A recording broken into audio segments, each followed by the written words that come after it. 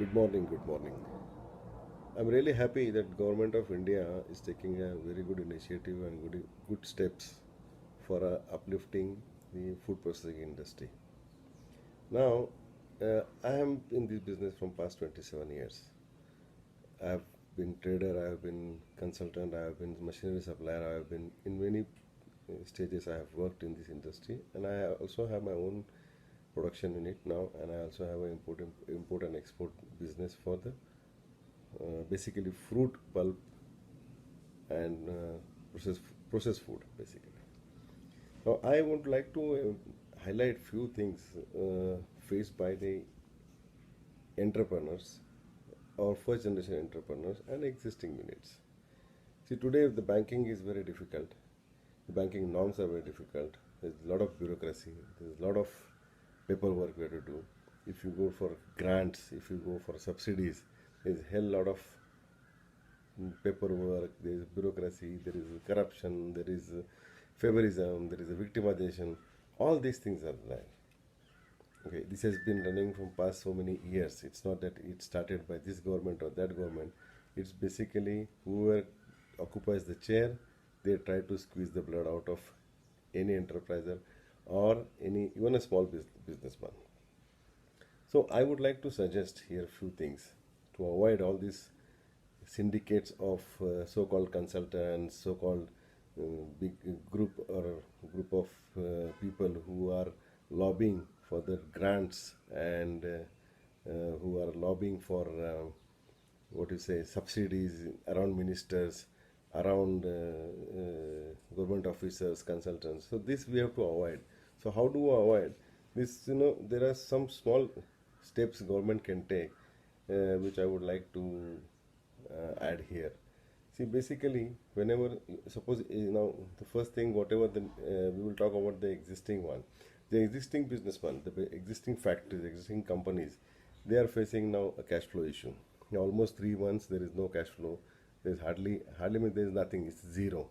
It's not even zero. It's minus because 3 months expenses they already incurred by way of taxes, securities, salaries, all kind of things are being done here by the industries. Today, MSME definition is very complicated. Many bankers also don't understand what exactly is MSME. Now, under MSME, now Government of India is issuing MSME Aadhaar cards, MSME identity cards to all the industries who are in that particular category. Now you have a plastic industry, you have a leather industry, you have a textile industry, you have like food industry. Now there are many industries which are coming under agriculture sector. How they come under agriculture sector? The MSME who are processing agricultural goods should come under or should fall under agri MSME.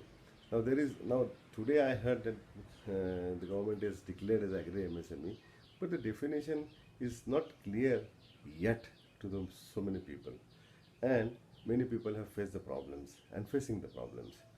Now, as far as this MSME is concerned, so what I would like to suggest here that instead of going for new approval, new paperwork, people cannot move, people are working from home, submission of new documents. So whatever the existing loan is there, existing term loan, so they can give at least minimum 25% top up, minimum 25% top up, or they can also give uh, blanket approval for uh, some amount which is they can make that some calculations or whichever is the balance. Suppose somebody has taken a term loan of 10 lakhs and they have a complete they have paid 5, so 50% top up they can get because the collateral is already there, because they have current balance sheets and current business is going on. So likewise, so they can ease the norms of this business. Now even existing CCs, existing cash credit facility can be enhanced and top up can be given up to the tune of 250% or maybe more, because there are some industries now like agriculture goods. Now the season is of some fruit, like let's say watermelon or let's say mango or banana. You have a season, short season, and in the short season you require a huge amount of funds to pay to the farmers, huge amount of funds to procure packaging material, and so on. There are so many factors involved, not only just raw material. There are packaging material, consumables, utilities, aprons. Now, with existing directives, a lot of sanitization equipment, sanitizing chemicals, aprons, masks, disposable masks, the production cost has gone high up. Even the transportation has gone up. So in that scenario, what we will have to do is, government, I mean, bank or RBI can give the approval, and whatever the stock is there, that can be immediately hypothecated. Those formalities bank can always go ahead with. Now, as far as the agriculture sector is concerned, again, see, now there is a huge interest burden. Some banks are charging interest right from the 10% to almost 15%. They have, it's like a uh, jizya tax. Some used to call it as jizya tax. I always call it as jizya tax. I have mentioned in a couple of my letters to banks the jizya tax. So it's like the interest rates are like a jizya tax. So what they should do, the government should take a responsibility to repay. On the paper, let them take 15% or let them take 12%, whatever the percentage bank has. But the government should take the responsibility of paying 5% back to the bank, irrespective of what the company does or it doesn't do. So 5% is guaranteed by the government of India.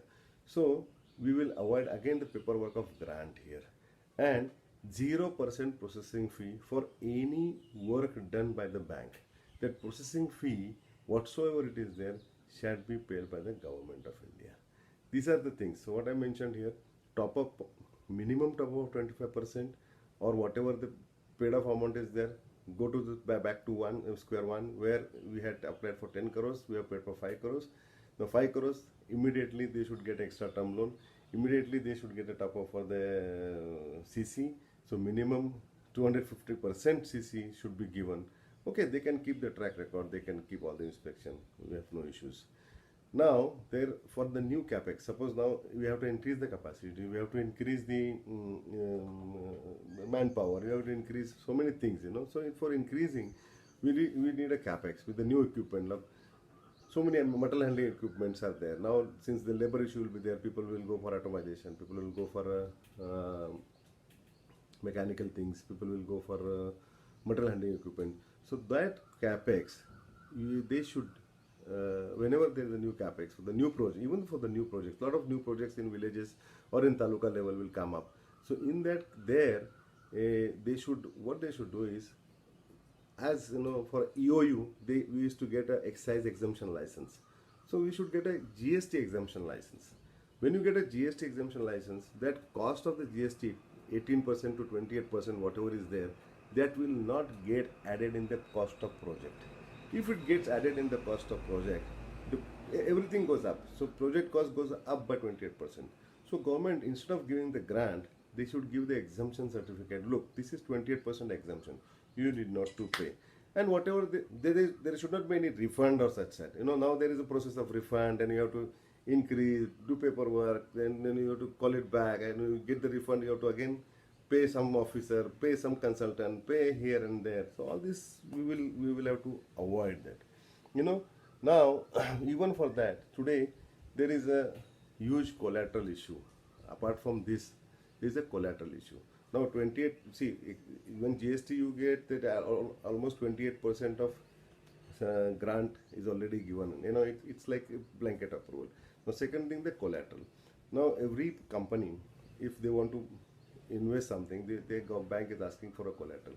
Now up to 5 crore for the industry, existing industry, or a new enterprising company. So there they should relax the norms. They should relax the norms that up to 5 crores, no collateral, whatever the primary security is there, that should be considered.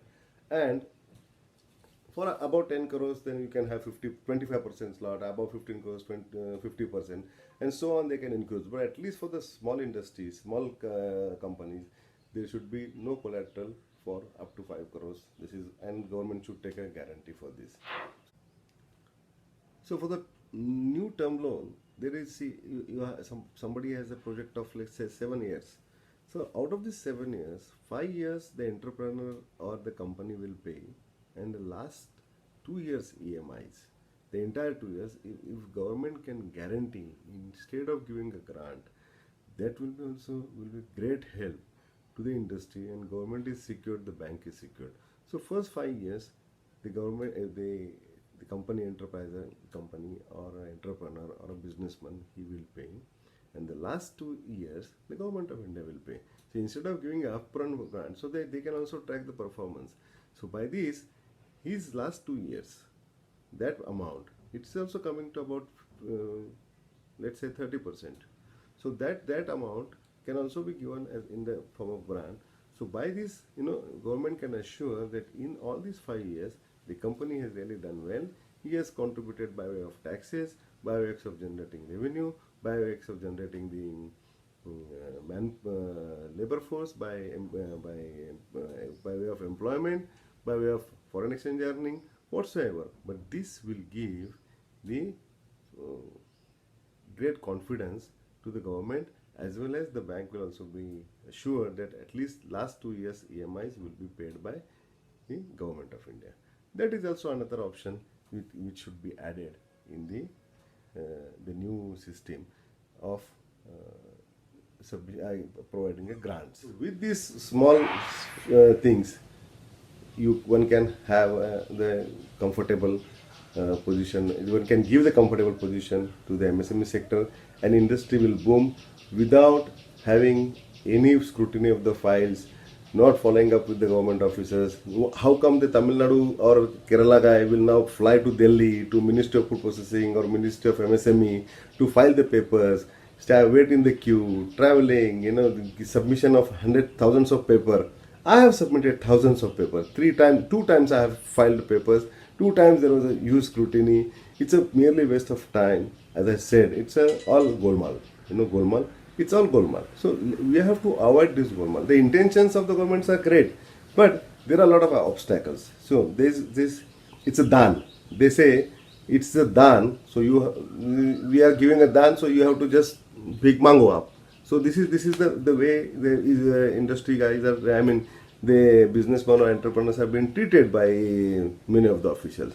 So we don't want dan. So we are not taking a dan. We are rotating the cycle. We are helping the farmers.